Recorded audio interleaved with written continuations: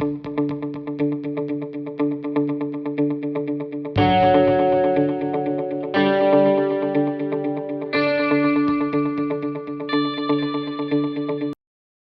that, but I want to hug you. I mean, my consternation is not just, so people talk ESG, but many only care about the E, and they don't really care about the whole E. They care about the greenhouse gas dimension. And you know, we can have different views on climate change and whatever, but there are many other dimensions to environmental performance, most of which are more localized. But I'll tell you, when we work with our local communities, I mean, they're concerned, you know, there's concerns about water in the area. Our First Nations peoples are concerned with, as I said, fish habitat, land use. Those are all important. And I feel like we do a disservice with what I would call a superficial, there's only one element, let alone the S part. And that to me is where the governance part comes in. I do think the pendulum is shifting. And I hope through conversations like this, we can maybe just get that pendulum shifting faster, because I think it all does matter. And it's a question of priorities and balance. But yeah, great question. Hope that answers it.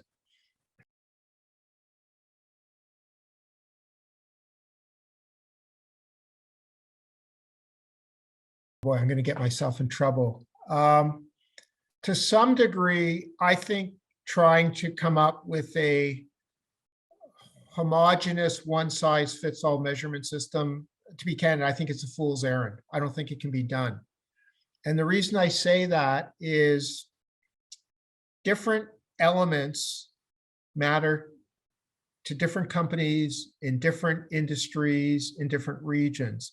And so having this one global giant system where we measure everything and we all report on everything, first off, I think it will never be done. And secondly, I don't think it's relevant. So I'll give you an example. One of our large investors, it's Ontario. So we have a large pension fund. Well, they worry about their greenhouse gas emissions, but their greenhouse gas emissions internally are how many plane trips do they take? And so when they asked us about, well, how many plane trips do you take? You know, we tried to explain to them that relative to our operation, the emissions from our plane trips was so small that it was frankly irrelevant, right? And then they said, well, what about pickup trucks at your site? And we said, okay, well, that's probably 5 times bigger than our plane usage. And it's also irrelevant because here's where our emissions come from, right? So, and for us, you know, fish habitat matters. For a company in downtown Toronto, I am doubtful that they're going to be worried about their impact on fish habitats. We interact with many First Nations.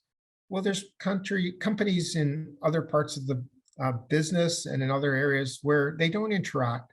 Why should they have to report on First Nations when it's not relevant to them? So I think it needs to be customized for the industry you're in, et cetera.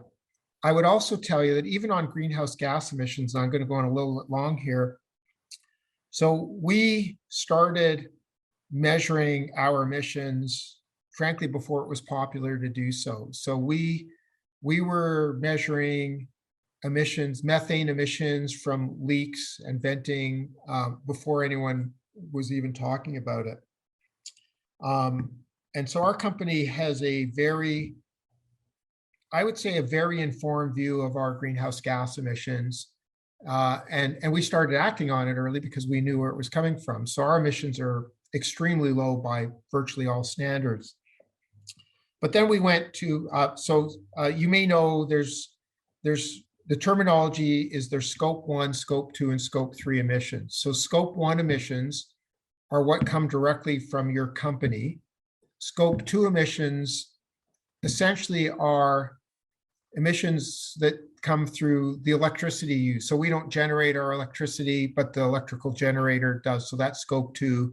And then scope 3 is the emissions that come from the use of whatever you produce. We report to our investors on scope 1 and scope 2. And I had thought that the intensity of scope 2 was kind of a no-brainer, right? Like, what's the emissions intensity from electrical power in Alberta?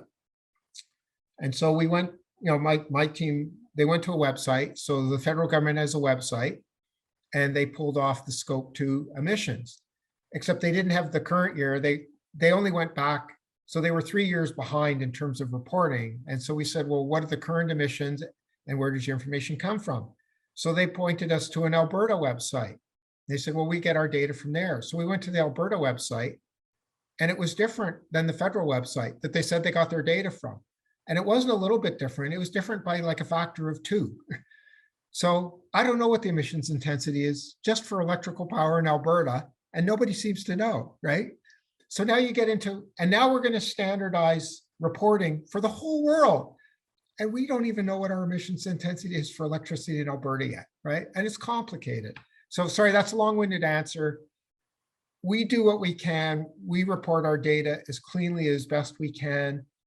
That's more than sufficient for our investors. And I personally think there's a lot of businesses that see this, frankly, as a business feeding frenzy. So of course they like this because there's a business opportunity for them to be the measures. And that's all part of what I would call a centralized planning model. And I'm a decentralized kind of guy. So that's my bias. Anyway, long answer, that's where I come from.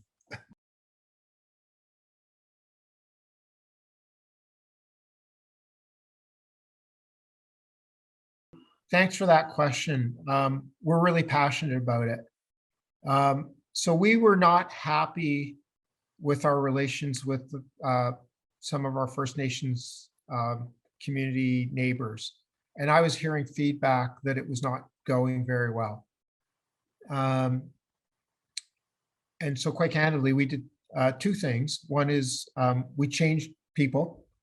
And in my company, if you don't perform, you're not there. So we're maybe a bit harsh there, but if you don't meet our standard, then you just can't be there. But I took the time, and we had done some strategy work. So this is where governance comes in, right? And it was all about governance for me. So we talked about what our beliefs were as a company. What did we stand for?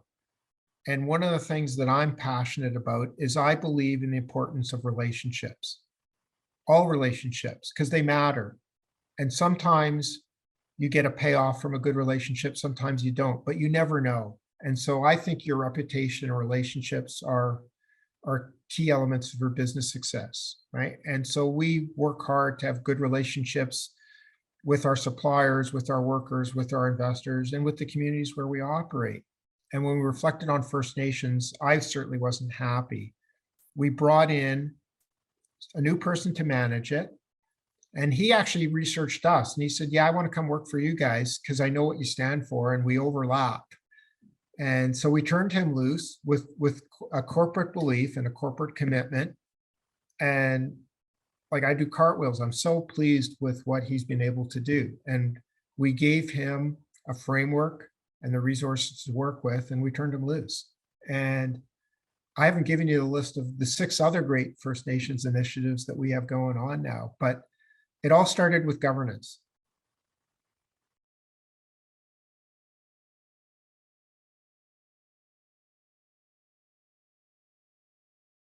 Anyway, so we talk a lot about diversity, okay? And in my mind, diversity is another thing.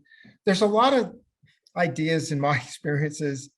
People start with a great concept and a great idea, and then it gets hijacked, right? And when I say hijacked, it becomes, sometimes there's too much of a good thing, and sometimes it gets morphed, frankly, to meet people's agendas. So for me, diversity of thought and experience is really important, okay?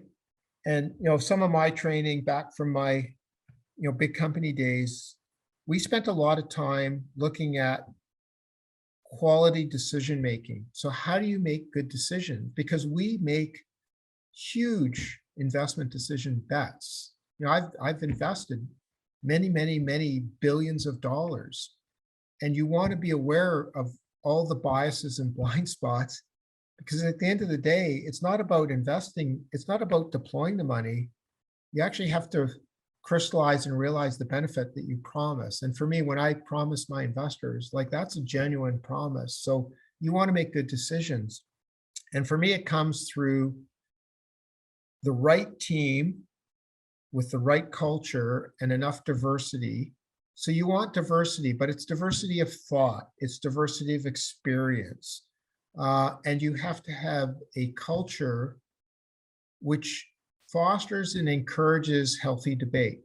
Okay. And again, this is what governance is really about. And I'm going to say some things that maybe will be taken out of context.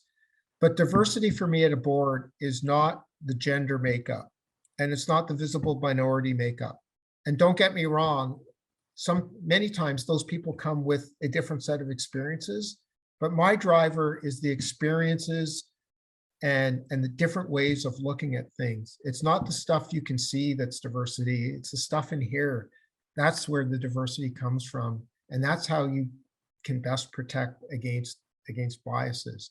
But you got to be willing, and I've got to be willing, even as the CEO, I've got to surround myself with people that are willing and able to say, no, Bryan, I don't agree. And sometimes they even might say, geez, Bryan, you have your head up, you know what? And I got to be prepared to listen to that, not from family members so much, but from my management team. And but you got to be able to listen, and you have to have enough self-awareness to take that advice, even when it's advice you might not want to hear.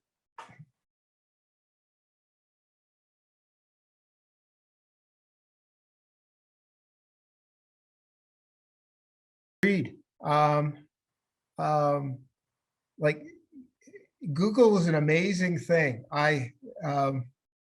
Obviously when I grew up, there was no such thing, but be inquisitive, read ESG reports. Virtually every company has an ESG report now. I'd say go read them, and read them from different industries. Don't just read it from this industry. There's a lot of stuff in there, and there's a lot of really good stuff in there. So if I was wanting to understand more, I'd probably go read some ESG reports from companies. There's a website called SEDAR, SEDAR, and that's for Canada. And anyone can go on that website, and it's alphabetical, and you can list a company, and it will take you to all the documents that the company has. But you can also just go to the company websites. Virtually every big company has a website. They'll have a section on corporate things, and you'll be able to access their ESG reports.